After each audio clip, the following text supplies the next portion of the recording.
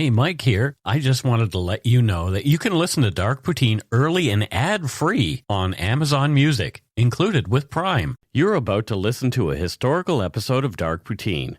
After episode 149, you will find Scott is no longer with the show. In an effort to maintain continuity and offer listeners as many episodes as possible, we are leaving the episodes in which he co-hosted intact. Thank you.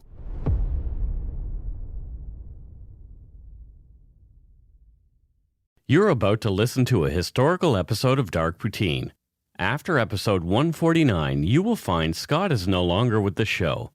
In an effort to maintain continuity and offer listeners as many episodes as possible, we are leaving the episodes in which he co-hosted intact.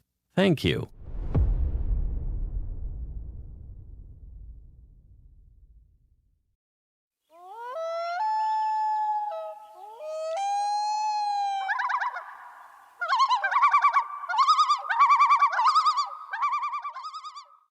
Welcome to Dark Poutine. I'm Mike Brown, creator and host. With me as usual is my good friend and co-host, Scott Hemingway. Say hello, Scott. Hi, Mike. Oh, hi. Hi, Scott. Hi, buddy. The views, information, and opinions expressed during the Dark Poutine podcast are solely those of the producer and do not necessarily represent those of CuriousCast, its affiliate Global News, nor their parent company, Chorus Entertainment. Dark Poutine is not for the faint of heart or squeamish. Listener discretion is strongly advised. We're not experts on the topics we present, nor are we journalists. We're two ordinary Canadians chatting about crime and the dark side of history. Let's get to it. Put on your toque, grab yourself a double-double and a Nanaimo bar. It's time to scarf down some Dark Poutine. Cough, cough, cough.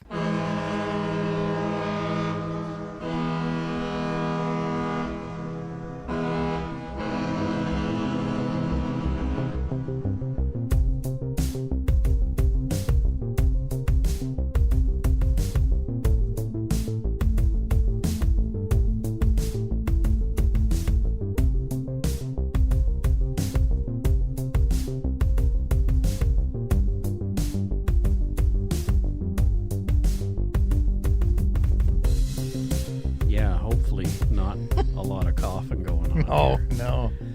Strange times, Scott Hemingway. Strange times. Yeah. It's been an interesting...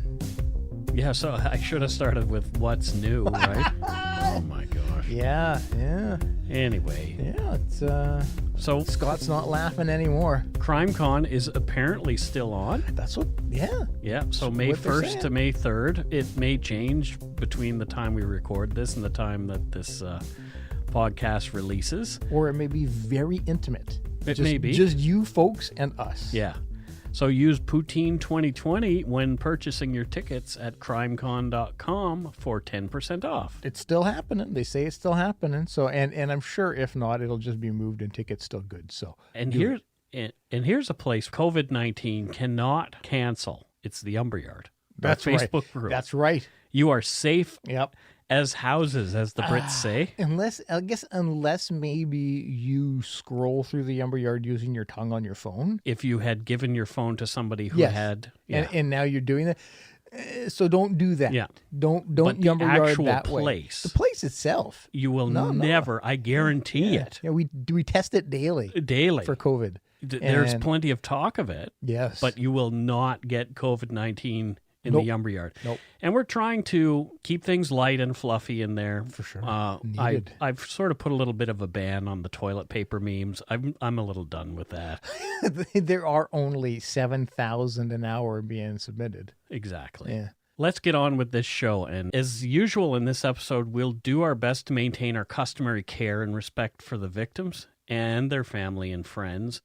We have a little extra word of warning before we start. The following events describe the murder of a child during a sexual assault. We will provide only details required for this story to move it forward. However, some listeners may find this episode particularly disturbing. We don't get into graphic details. This is going to be a hard one. Here's something that we'll be adding to appropriate episodes moving forward. Listeners who feel they are in crisis can contact the crisis text line in Canada by texting HOME to 686-868. In the US or UK, they can text 741-741. You'll be matched with a volunteer counselor who is supervised by licensed, trained mental health professional. Crisis text line is free 24/7 for those in crisis. For more information, please go to crisistextline.ca in Canada or crisistextline.org globally. I'm really glad that we're putting that in now. Yeah, I hear a similar thing in case file episodes. Yep. So I thought, what can we do? Because we don't want to be leaving people just traumatized after an episode. So. Yeah, no, that's brilliant. Good job, Mike. I utilized a version of this service when I was in crisis almost 28 years ago, and I really believe that it saved my life. So if you need it, use it. Yeah, and not that we should be having children listening, but if you're a child, there's also the Kids Help phone, which is a great resource. Well, the text line is powered by the Kids Help phone, Oh, which okay. people think only kids can call, but it's for everybody. Yeah, I volunteer there every year. Oh, do you? Yeah. There you go. As usual, much of our information on this case comes from court documents and published news articles. Another helpful source was an 8-part article titled Personal Story, Heather, on the blog Behind the Yellow Tape, written by Pete Cross, a member of the serious crime section of the Surrey RCMP detachment, who was involved with this case. Interesting. We'll provide links to Pete's series about the case in our show notes. Much of the detail around timelines on the day of the murder, as well as other pieces of valuable facts, including the investigation, would not have been available otherwise had Mr. Cross not made them so accessible. So thank you, Peter Cross. Yeah. I reached out to him yesterday, but I still haven't heard anything back from him. So it would have been great to have like a quote or two from him directly. Yep. But like I say, he wrote such great articles with lots of information. I thanked him already for them and told him that we were going to quote things. So. Oh, great. Yeah. Well, good on him for putting that work in. This is episode 116, Close to Home, the Murder of Heather Thomas.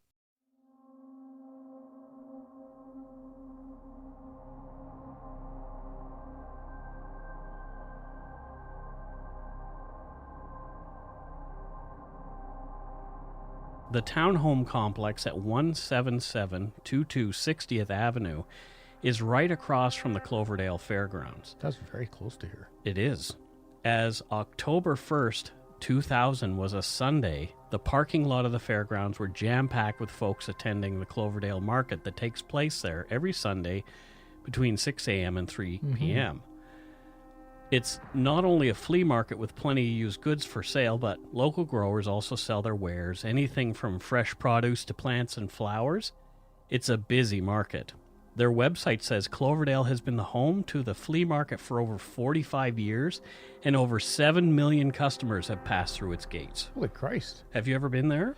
Yeah, well, no, not to the flea market itself, but I've been to the grounds there. We've gone to watch been there together, Canada Day celebrations and stuff, yeah. But Carol and I have been to that flea market. It is a super busy place. That's what I gather. That's what I hear. It was Pat Thomas's weekend with his kids in Unit 26 of that housing complex. As Pat tinkered at a carpentry project, his son Chris and Heather, 10 years old, had gone outside to play around 4 p.m. while they waited for their mom, Jody, to come and pick them up and take them back to her place here in Newton. Oh, wow. She was due there around 5:30 p.m. Chris was alone when he came back into the house at 4:35. Pat sent Chris back outside to bring Heather in too. Chris did as he was asked and came back inside, having been unable to locate his sister. Pat decided he'd go look himself and asked some of the other kids and parents who were around the complex if they'd seen Heather. Someone told Pat that one of the kids had loaned her a bicycle and no one had seen her since she'd ridden off on it. From Peter Cross's posts on the case, quote, "A few minutes later, the borrowed bike was found, but no sign of Heather. According to one witness, the bike tire was still spinning when they found it. Oh. Near the front of the complex, in a parking stall on its side." Local parents began to look around the neighborhood for Heather. The police were called, and a group of searchers went across the street to the fairgrounds to see if Heather was around there, or if any of the flea market vendors and staff had seen her. There was a harness racing event on the grounds that night too, which meant as the parking lot emptied of one group of people, another group was showing up. So it was a busy day. Yeah. Search and rescue got involved quickly in the search for the 10-year-old. There was no sign of her anywhere. Heather had just vanished. Again, there's that sinking feeling that a parent must feel when a child goes missing, just like you've talked about before, Scott. Yeah, I think that's what I was trying to say a few minutes ago. I'm getting that feeling of panic that I have had in the past when your daughter goes missing for like 5 minutes in the mall. Yeah, I remember it was just a yeah. Oh my God! You know, I thought Joanna had her. She thought I had her. I saw her run off, but I thought she was just playing. And then I come out of the store and where's Violet? And you just that instant. Oh my!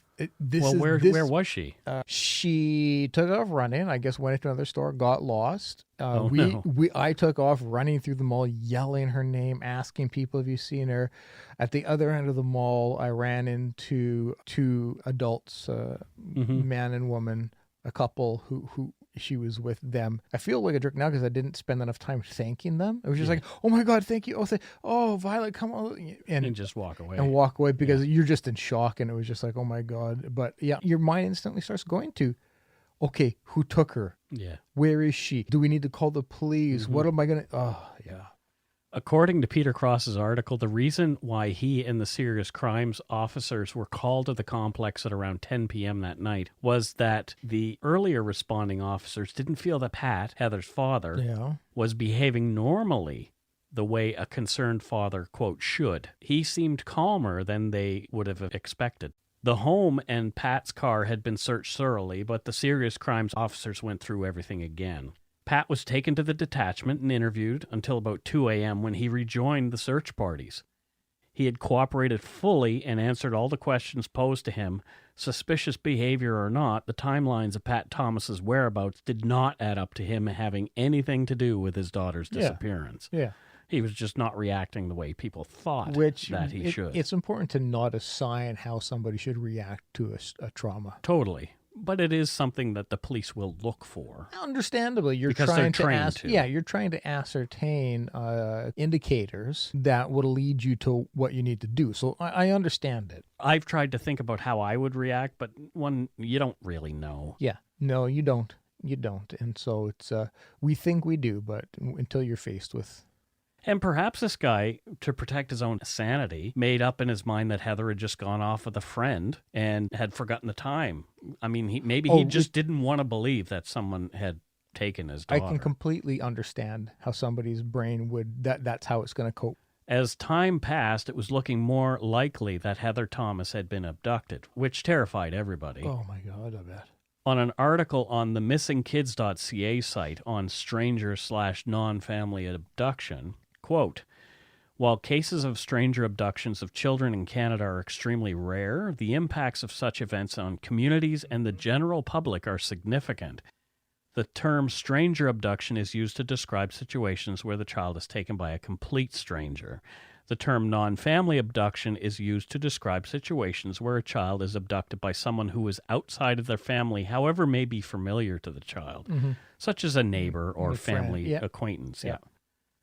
Police knew that time was not on their side as the seconds ticked by. The outlook was not good.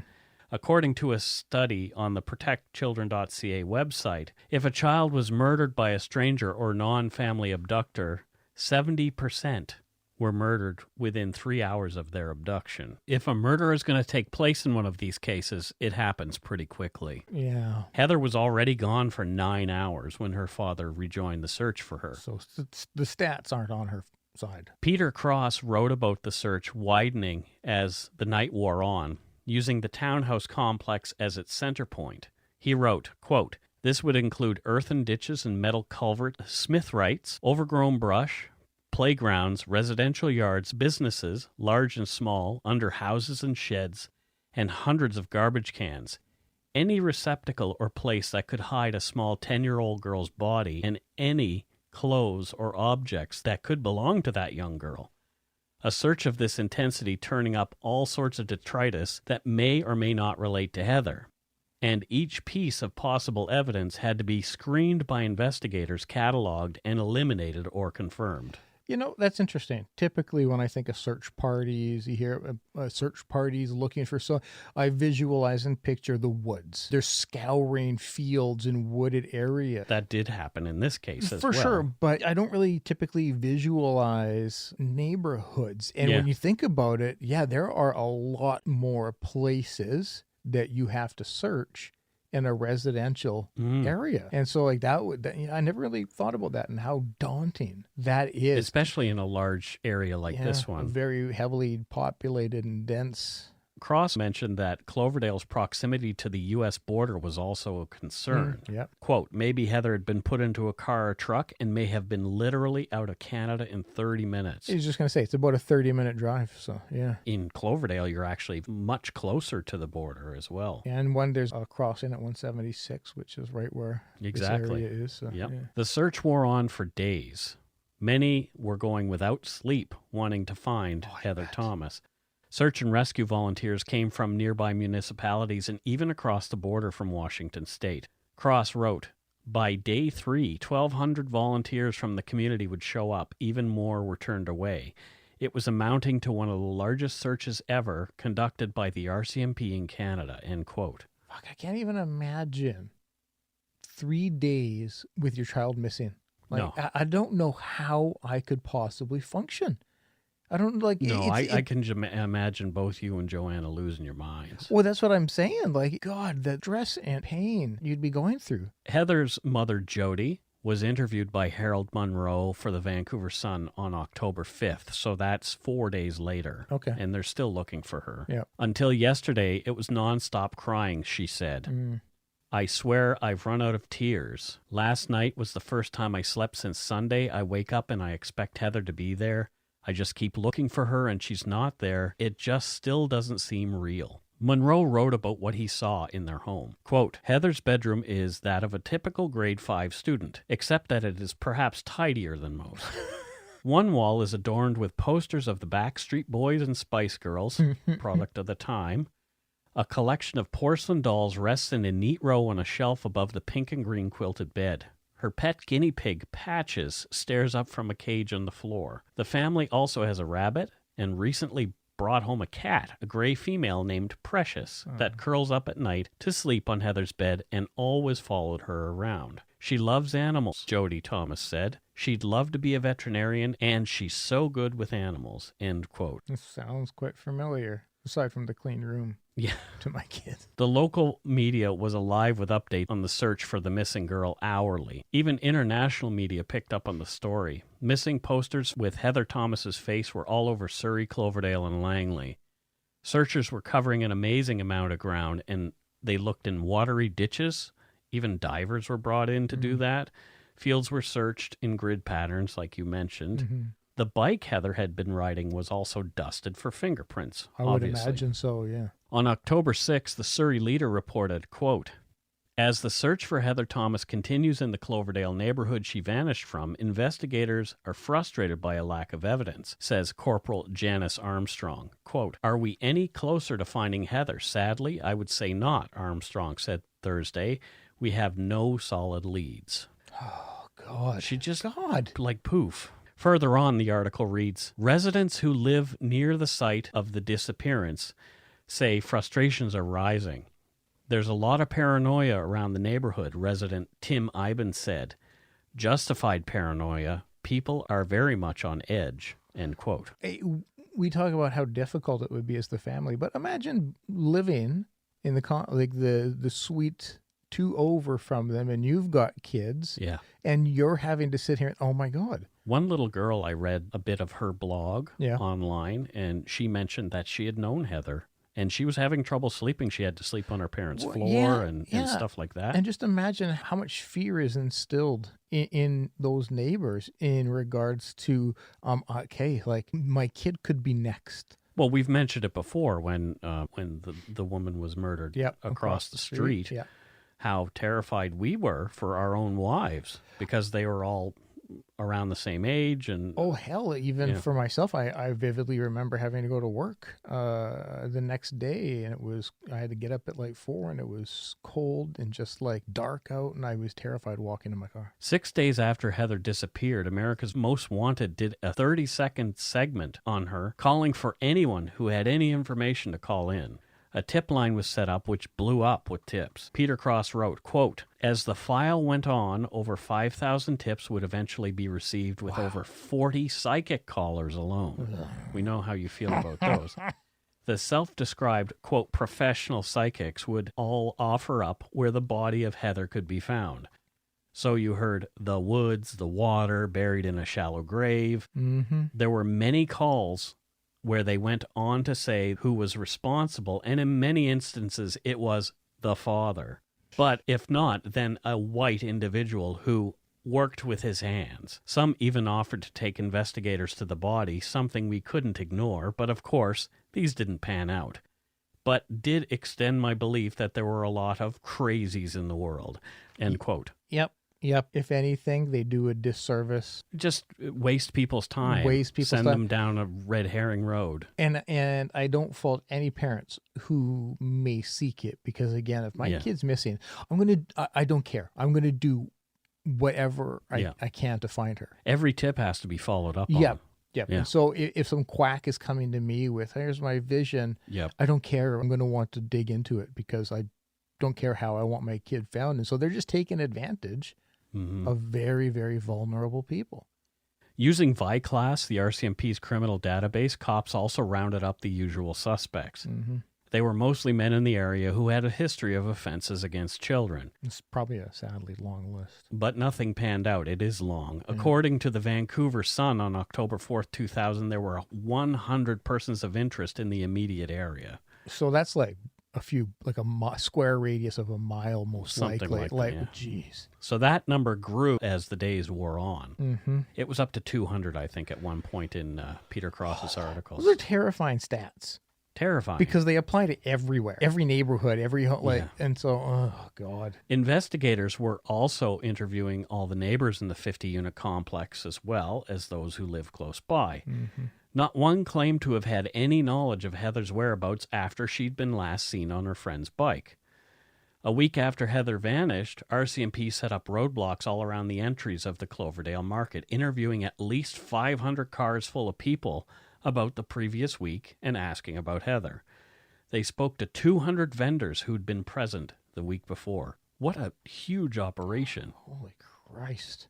On October 12th, reports came in that a late 70s four-door car had been seen in a, quote, no parking zone on the day of and near the time that Heather had disappeared. Perhaps this was the break that they were looking for, but police were unable to locate the owner of the car. Yeah, I mean, that's essentially, it's an old van. Yeah. Like there's not a lot of detail there. It's just an old, there's an old car there. Yeah. Yeah. Oh, great. Yeah. That's all the detail anybody had. Yeah, and that's like, oh, well, this will really help. The searches began to wind down, and the missing posters bearing Heather Thomas's face were put up further and further away. We saw that with Michael Donahue. Yeah. On October 18th, 2000, a nighttime candlelit prayer vigil was held for Heather Thomas at the Cloverdale Fairgrounds with family, friends, neighbors, and other concerned folks, all hoping for Heather's safe return. Yeah. On October 22nd, 2000, at around 2:30 p.m., a full 3 weeks after Heather Thomas had vanished from her father's Cloverdale townhouse complex, a hiker in the Golden Ears Park noticed something floating 20 meters offshore in Alouette Lake. Oh. It looked a lot like a body, and a small one. Oh, no. The hiker called 911 and RCMP attended. The shape in the water, floating face down, was a little girl, naked below the waist, wearing a sweater matching the description of one Heather Thomas had been wearing when she went missing. They were not 100% sure it was Heather, but initial signs pointed to this as being her. Oh, shit.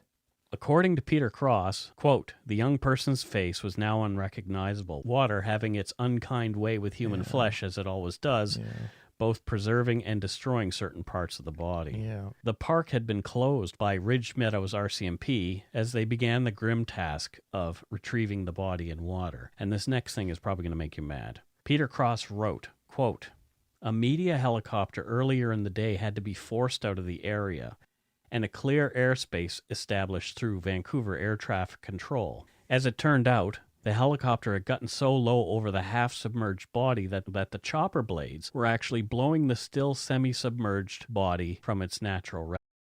If you're looking for a smoking gun, I can absolutely guarantee you will not find it. In October 2001, a series of letters filled with a deadly powder called anthrax were dropped into the U.S. mail system.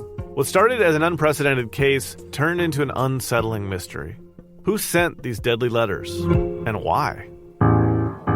From Campside Media and Sony Music Entertainment, I'm Josh Dean, and this is Cover Up Season 4, The Anthrax Threat. Available now. Resting spot. Get the hell out of here. Cross went on to write, "The picture, or scoop, they obtained was shown on the front page the next day of the province newspaper, and they lost nearly 90,000 subscribers in the following days as a result." For a local newspaper, Mm-hmm. that's a lot of subscribers. We're not talking about the New York Times with millions. Of No. subscribers. I probably saw that. I don't remember, but I mean, this is where we live. Yeah. Carol and I were living in Maple Ridge at the time. Yeah, and So- so I highly doubt that it got by without having glimpsed it. Yeah. Thankfully, I can't remember recall. Do you? Yeah, very well. Thankfully, I don't. We'll take a break right here.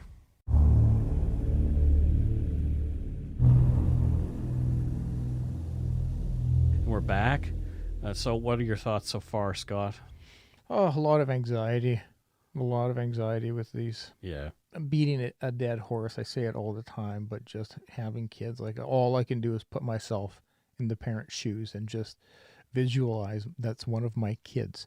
And especially Olivia, that's Olivia's age, and just sit there like 3 weeks.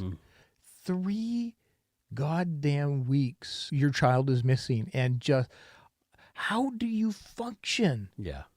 I can't imagine the pain that you're in as a parent for that duration Yeah. of a time of just this unknown. Oh. And especially when the news turns out not to be good. Yeah, I'm sure that every parent at that point recognizes, in their heart, I know what this result is going to be, but you're hoping it's a different result. And so the news will tear you apart. Golden Ears Park and Alouette Lake are no short distance from No, they're Cloverdale. not. No. And this was 9 years before the Golden Ears Bridge joined Surrey and Maple Ridge, making the journey so much it easier. would have had to have driven back down Yep. over the Portman Bridge. That's and right. It's a haul. They had a ferry 40 crossing. kilometers. They had over 40 kilometers. There was a ferry crossing where the Mm-hmm. Golden Ears Bridge is. Well, close to there. Close to, but that's even more terrifying thinking that if he was on that. The Albion Ferry. Yeah, that's right. Yeah. And to get to the Albion Ferry, you had to drive right through Fort Langley and wait for the ferry and all that kind of stuff. It was, Yep. Oh, But so why the long drive? Was somebody trying to use the distance to cover up a more local crime? so if I'm guessing, I'm thinking that the person is not a complete stranger, be it a neighbor or be it a friend of the family, and they went to an area that they're familiar with. Mm-hmm. And they know is isolated, and they know can probably do what they want to do, Mm-hmm. and without having much fear of people noticing, and then of disposing in a remote area. Well, let's find out. Yeah.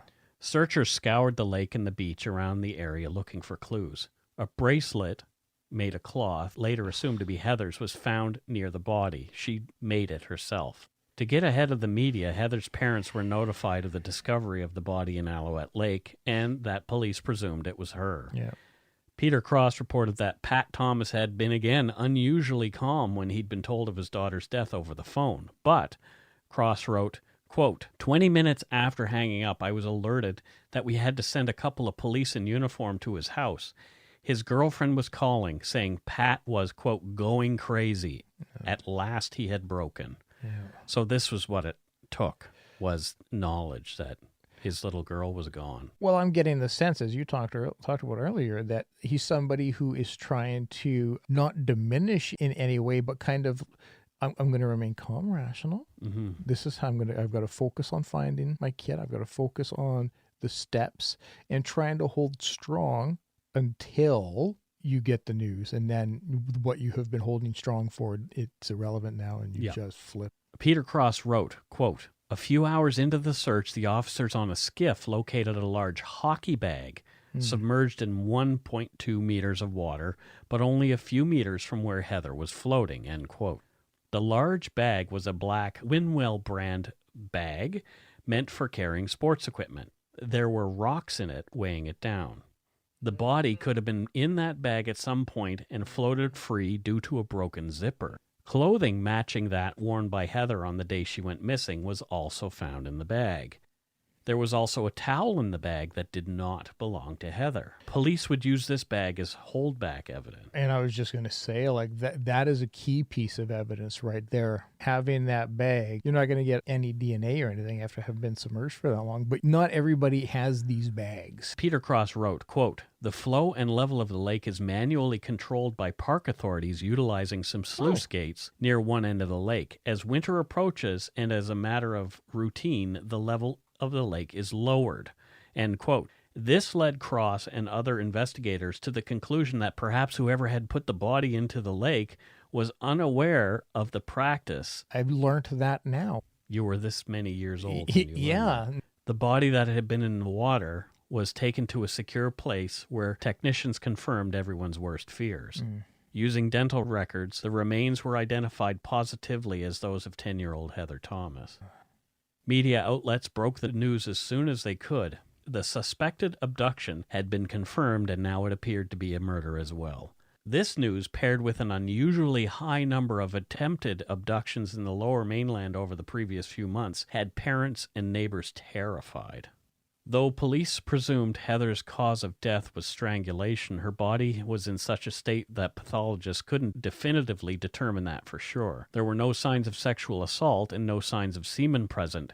At the time Heather's body had spent in the water, as you mentioned, washed away vital evidence. Yeah. A break in the case came quickly. A dispatcher from Ridge Meadows RCMP remembered a call.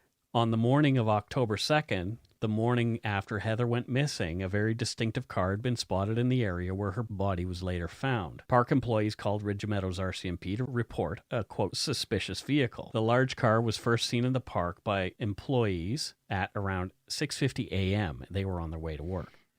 According to Peter Cross, quote, "As they drove in their carpool, a slow-moving big boat of a car appeared in front of them, the driver wearing a hoodie.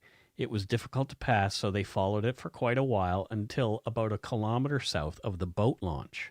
The car was spotted soon afterward, like minutes later, with its hood up. The driver was not around at that point. RCMP were notified of the vehicle for the first time at 7:20 a.m.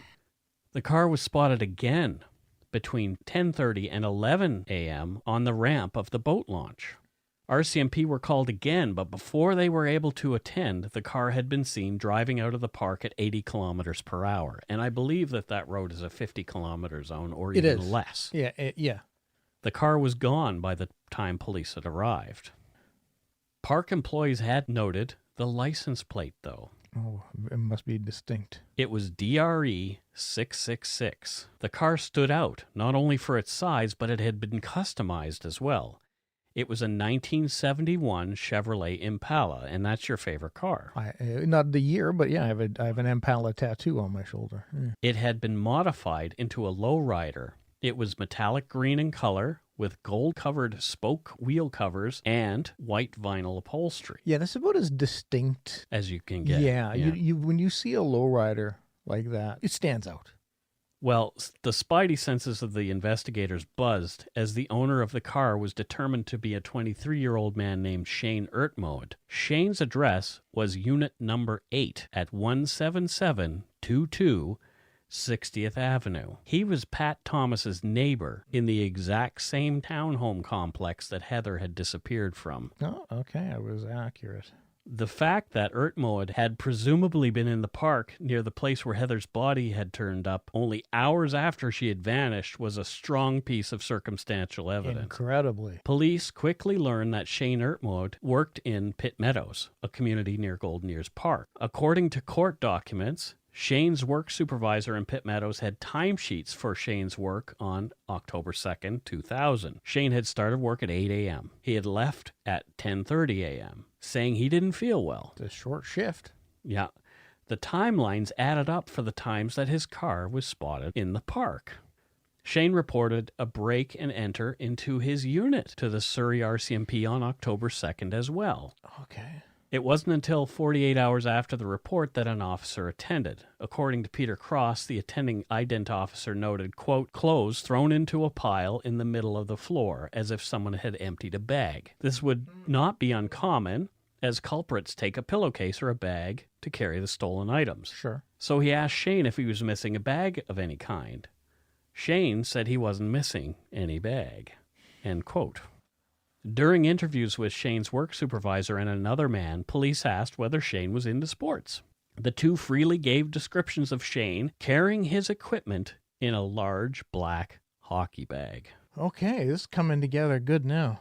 A search warrant was obtained, and while Shane was at work, investigators entered his house to look for evidence. They didn't find anything in the way of direct evidence linking Heather Thomas definitively to Shane's suite.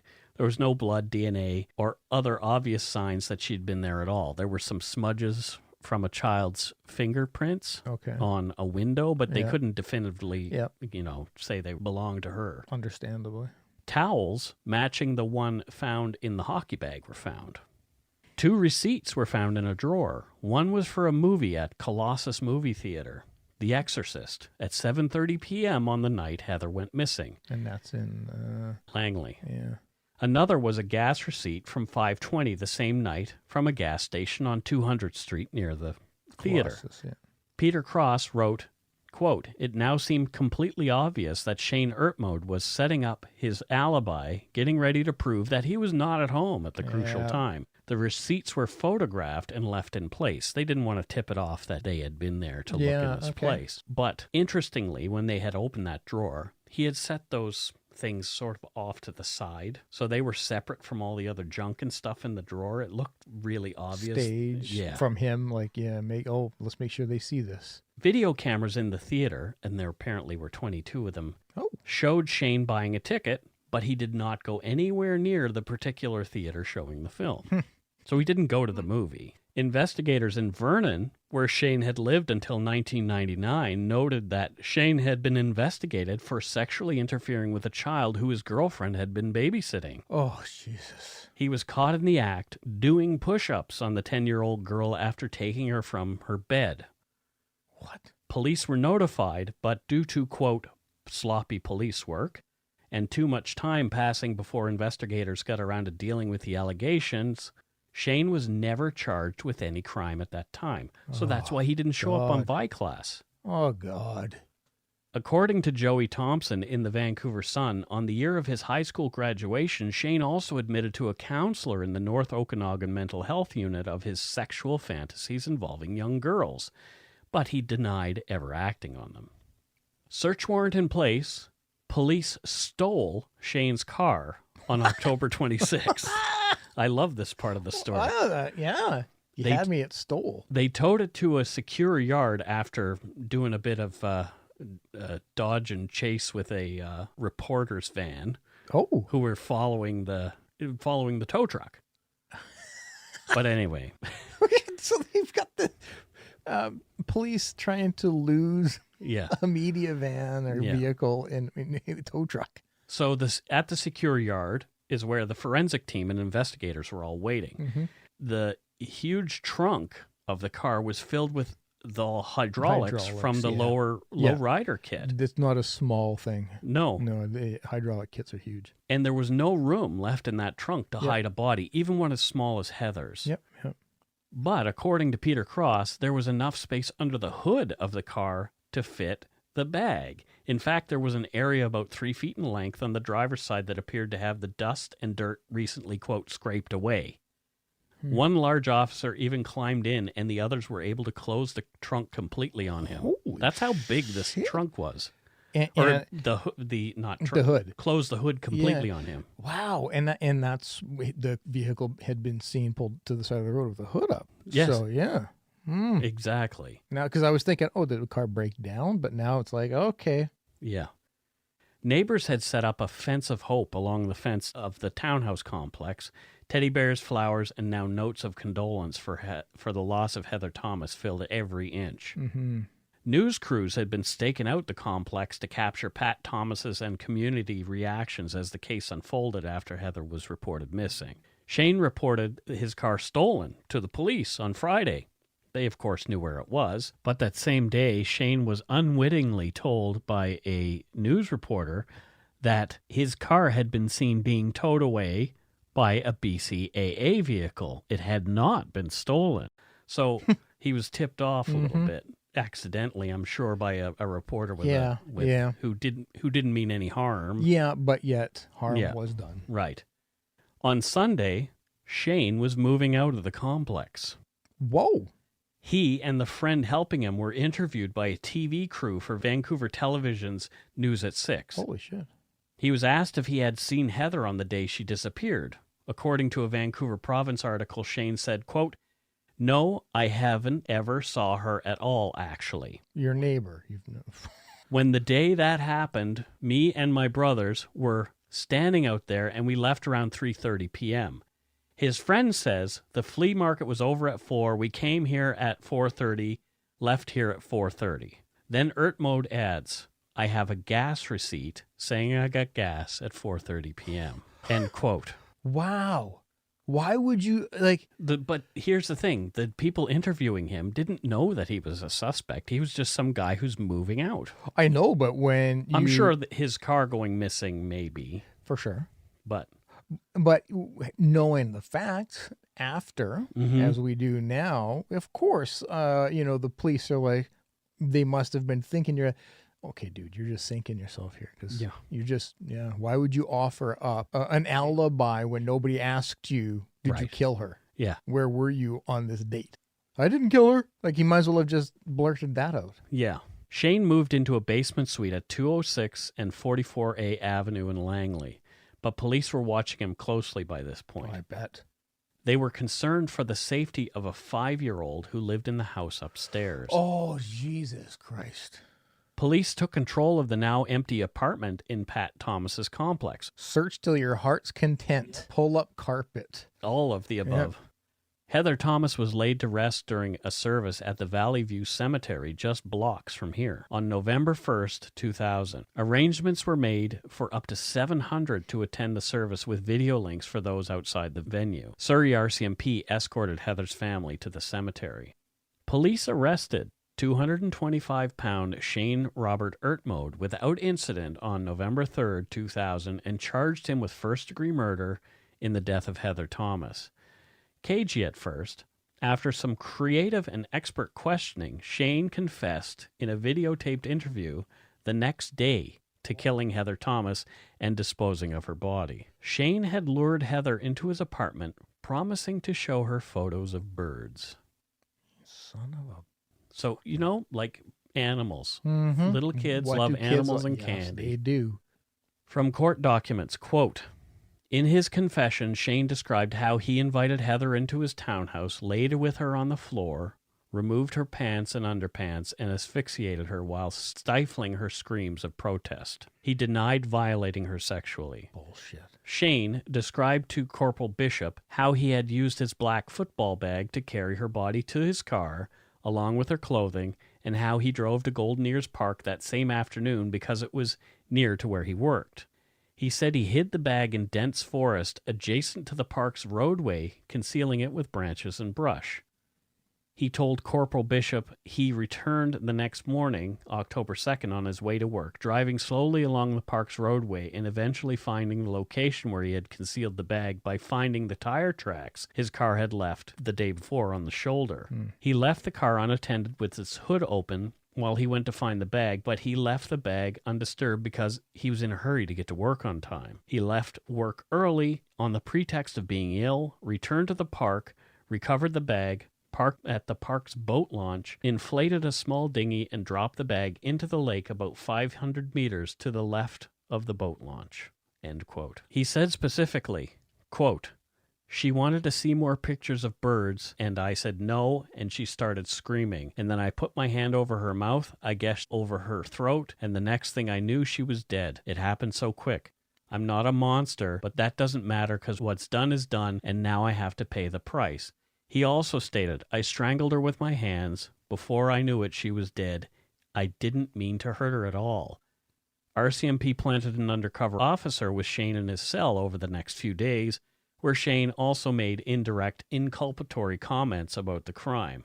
However, you'll never guess how he pled when it came to trial, Scott. Oh, he's going to plead not guilty. That's right. He pled not guilty. And just absolutely full of shit. So if you didn't sexually violate her, why were her pants removed? Like, what? There's no reason. Why would you? Maybe his idea of sexual violation and ours are two different things. Absolutely. But I'm not making an excuse for the guy. You're absolutely probably correct, but he's aware. He knows what he did was a sexual violation. He claimed he had been spooning her. But like, why? Right. Why though? That's girl. all. And then why kill her? Mm-hmm. Why kill her if you didn't sexually? There's no reason. Right. If you just wanted to show her birds, right, and she got upset, you go, "Oh shit, I'm sorry. Okay, no, yeah, go please." Yeah. You don't say, "Oh my God, I've got a kid in my home screaming. I need to kill this person." Like, right. No, he absolutely sexually violated her and killed her to silence her. Even though his lawyers fought to keep it out, the 4-hour videotaped interview, including Shane's confession, was deemed admissible. Jurors, though, would not hear about his previous molestation accusation because that would be too inflammatory, and he wasn't convicted of anything. Yeah. According to court documents, at trial, Ertmoed, quote, testifying on his own behalf, denied killing Heather Thomas and disposing of her body. He told the jury he had never been in Golden Ears Park. He denied that the bag found in the lake was his. He swore that his confession was false and that his statements to the undercover officer were innocent remarks.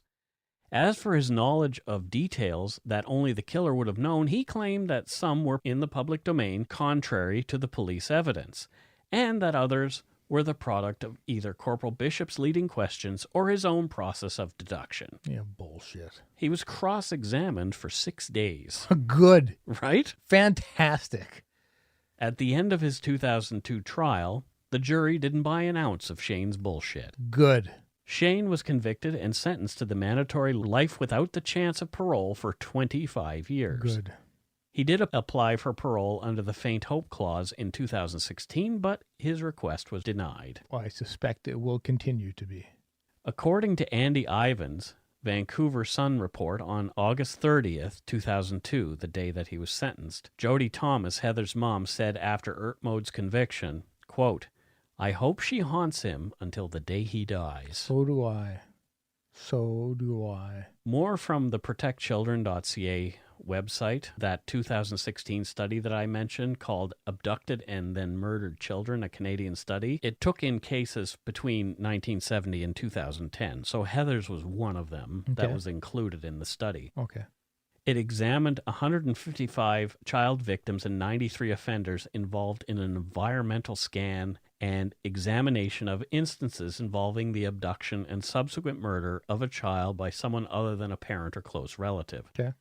The study says in part, the average victim was 11.6 years old, with a significant proportion of victims between the ages of 14 and 16 years old, so 43%. Yeah.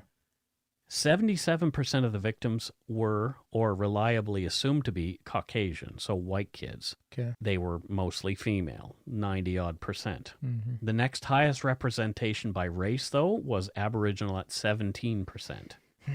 Motivation for abducting a child was determined to be sexual in 77% of all instances that involved a later convicted offender. Only 36% of the time had there been prior contact between a child and their abductor. Oh, really? Mm-hmm.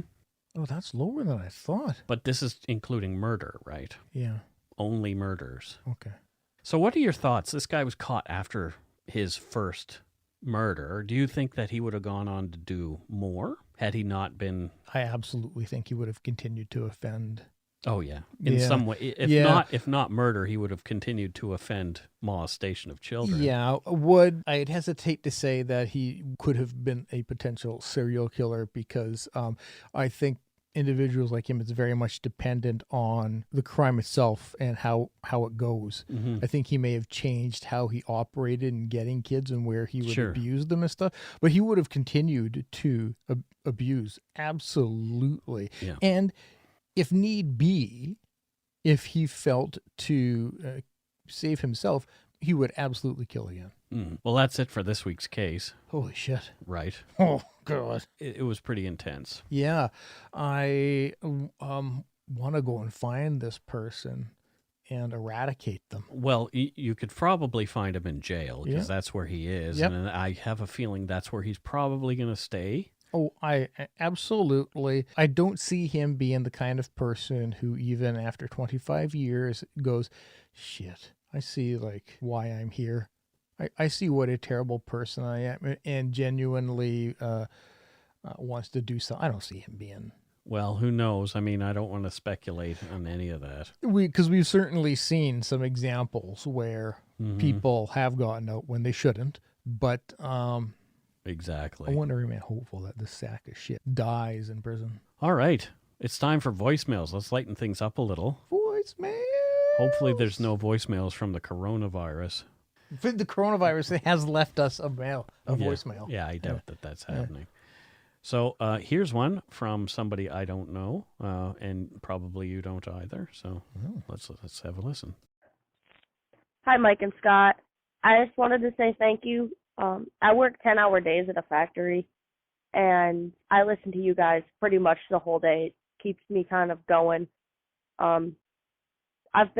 You guys are very sensitive to mental health topics, and it's just something that I've always greatly appreciated because I've dealt with a lot of the same things, and at 19 it can be kind of hard. So I just wanted to say thank you guys for being an amazing podcast and a podcast that I will continue to listen to until whenever it ends.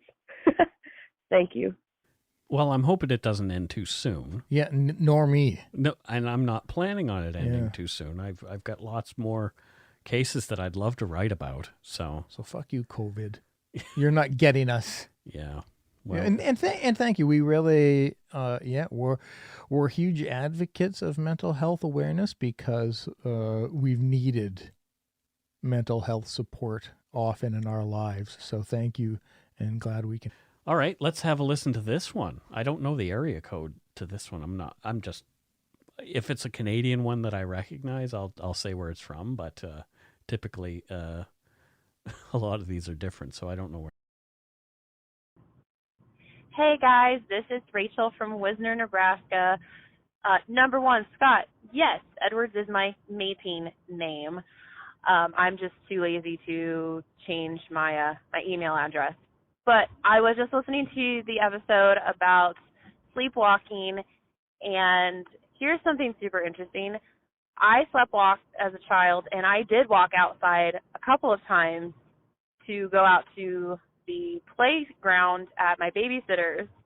But my husband, he sleepwalks, I can do words, when he's under a lot of stress, and it kind of freaks me out because apparently if you have a child and you and your partner sleepwalk or have a history of sleepwalking, your child is more likely to sleepwalk. So that's fun information.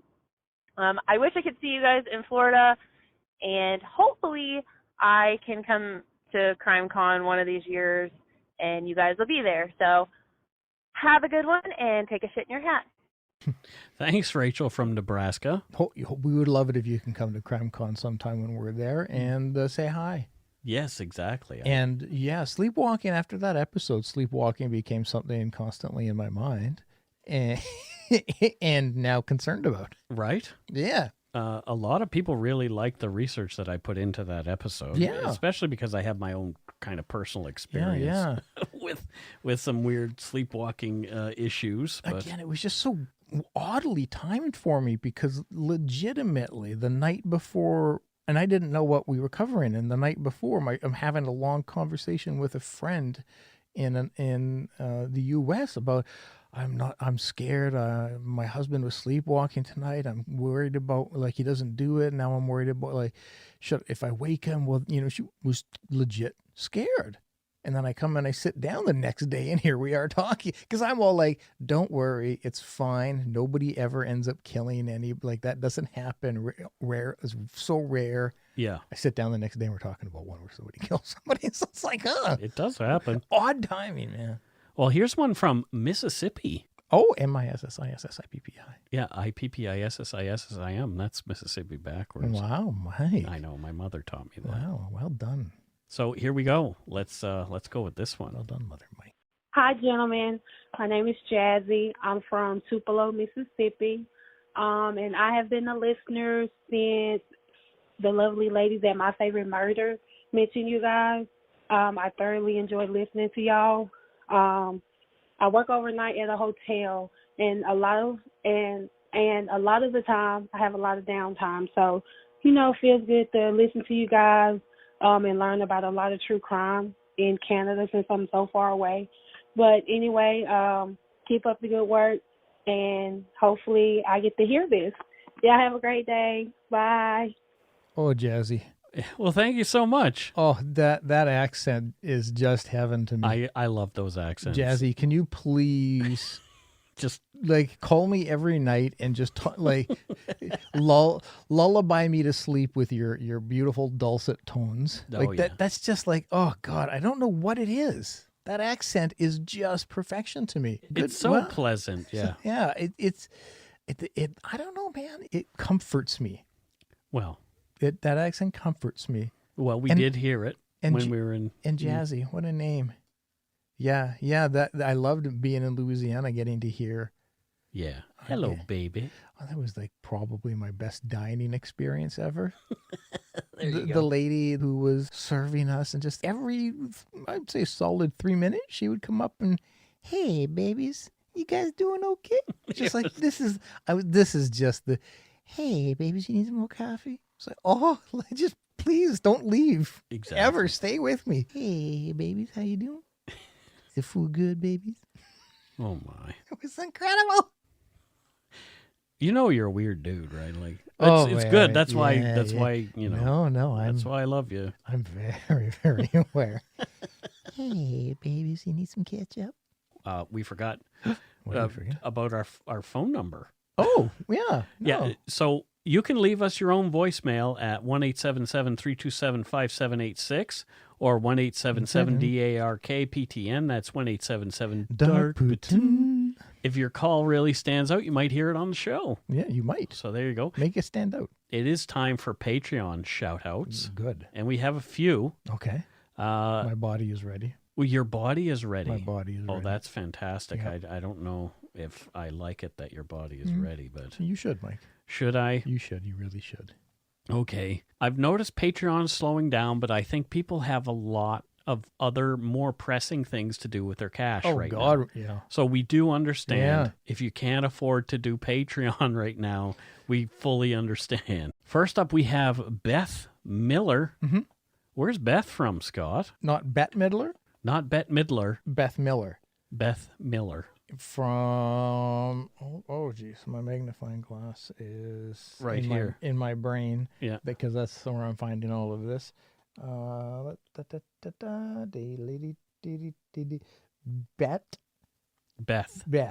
Miller, not Bette Midler.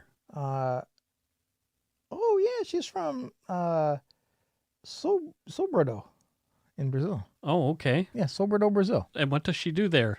Brazilian things. Well, does she do Brazilian waxes? No, Mike, you're stereotyping. And she what she does there is you've seen on television, I'm sure. I've seen television. Yes, I can always count on you for that. And the people who sell what do they call it? Shaved ice. Oh, she's an ice shaver. No, and then they put the flavor in. On the top shaved, of it. so it's like Yeah, it's what you're a picturing. slushy. Exactly. But so she makes the flavoring. Oh, Yeah, she she's makes a the shaved ice flavorer. Yeah.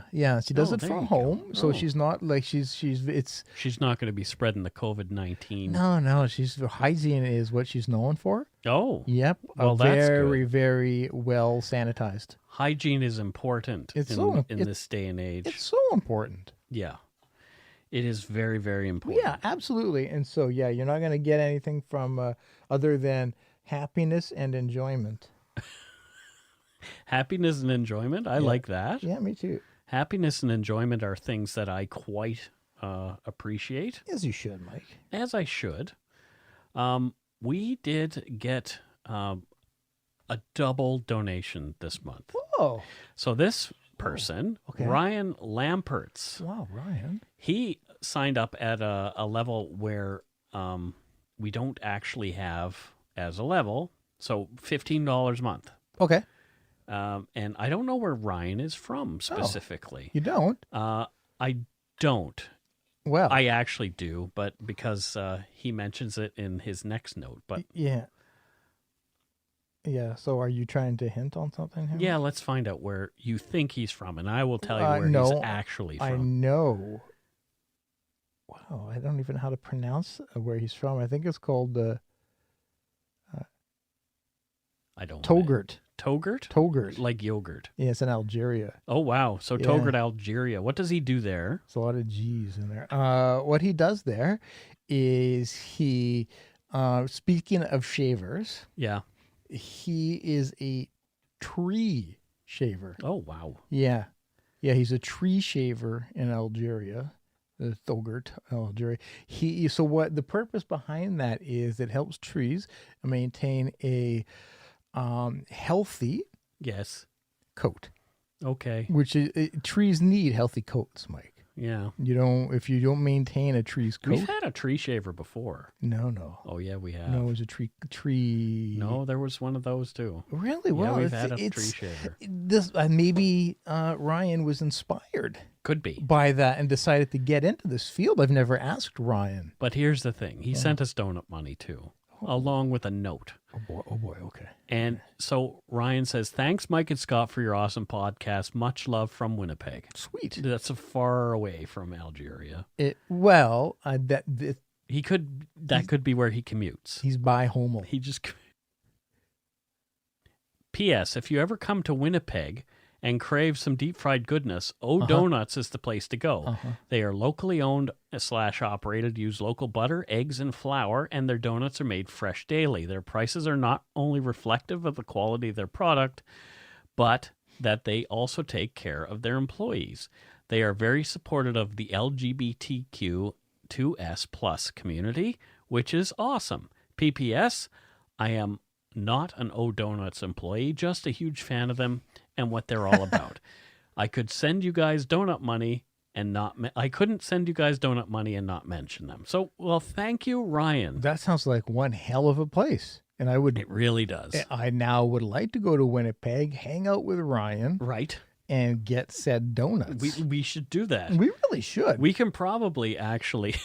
I love Winnipeg, which is not something you hear often from people. But it's where my father was born. I spent a lot of time as a child there. My grandma lived there. I was through there, but I don't know enough about it to say I love it. It has a very, I don't think old-timey there, but there's a lot of history in Winnipeg. Oh, for sure.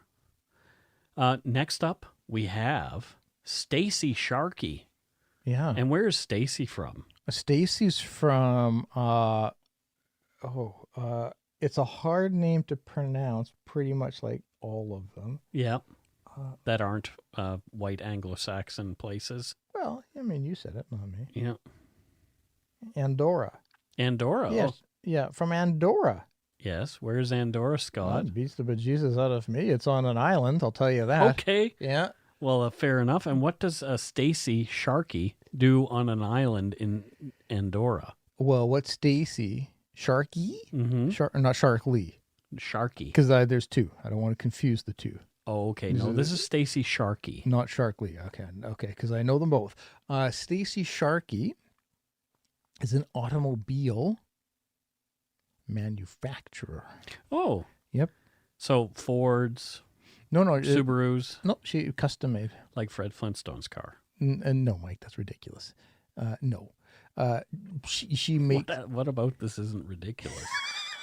Mike, don't question my geniusness. Okay. She's an independent manufacturer. Oh. Yeah. So if you are in wherever I said Andorra, and you're in the market for a car, I recommend getting a Sharky. Gary, there you go. Yeah, I recommend getting a 4 on the floor, Mike. Sharky, Yep. 4 on the floor. Exactly. Thank you, Stacy Sharky. Yeah, thank you. Next up, we have Gina Ferenzi. Holy Christ, that was a lot of... Okay. And it's not actually frenzy, but there's an extra E in there, so it's Ferenzi. Ferenzi. Yes. Not Freezy?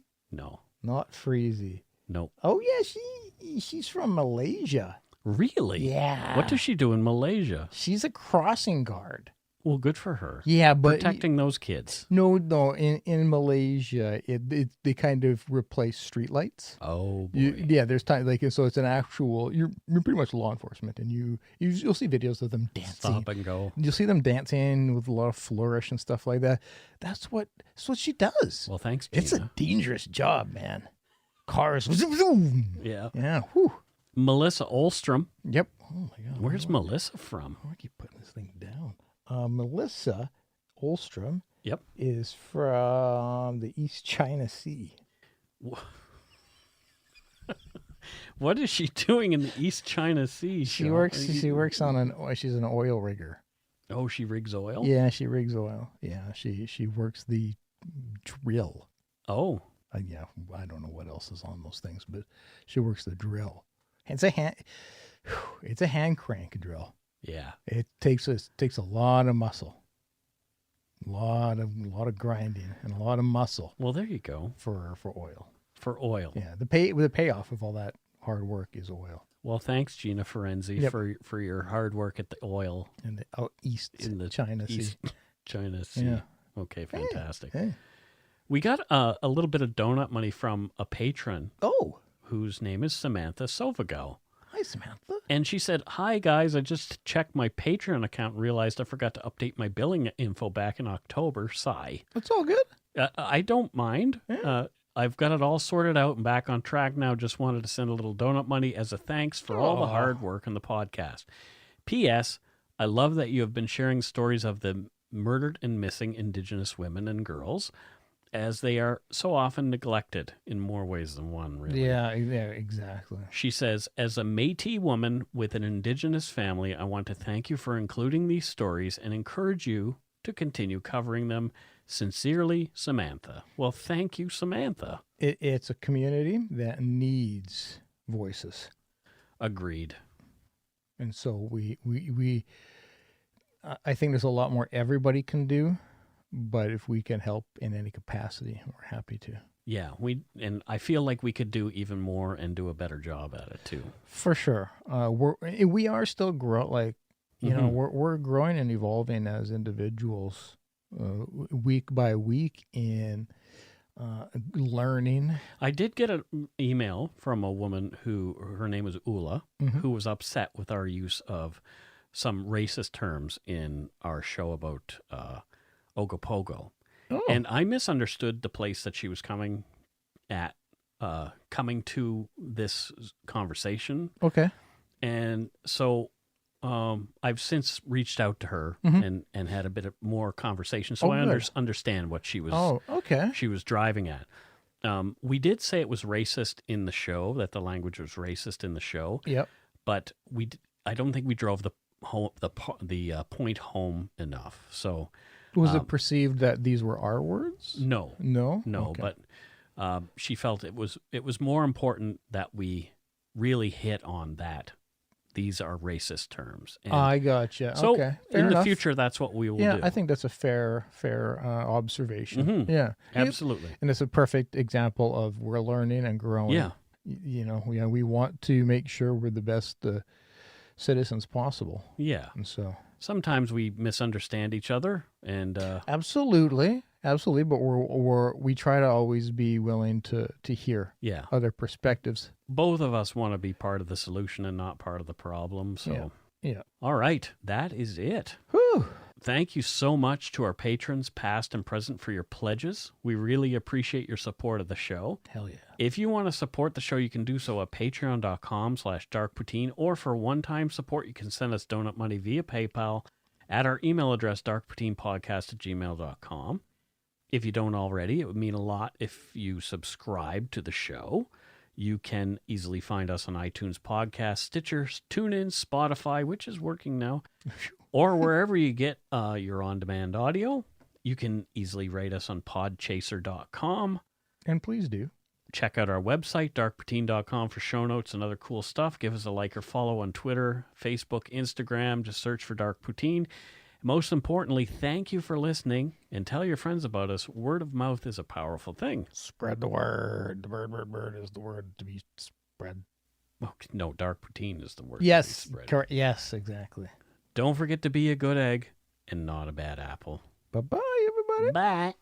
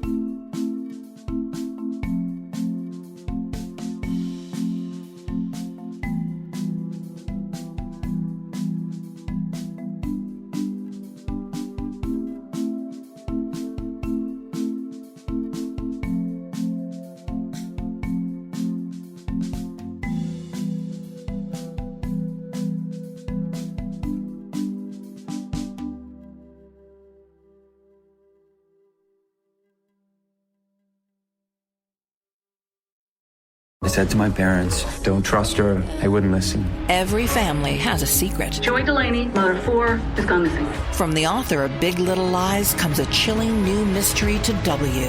You were an emotional chaos sinkhole, Amy, and I'm sick of it! Starring Annette Bening. Nobody can break your heart like your own children. And Sam Neill. She will come back. Here we go. Strap in. Apples Never Fall. All new Thursdays, only on W. Stream on Stack TV.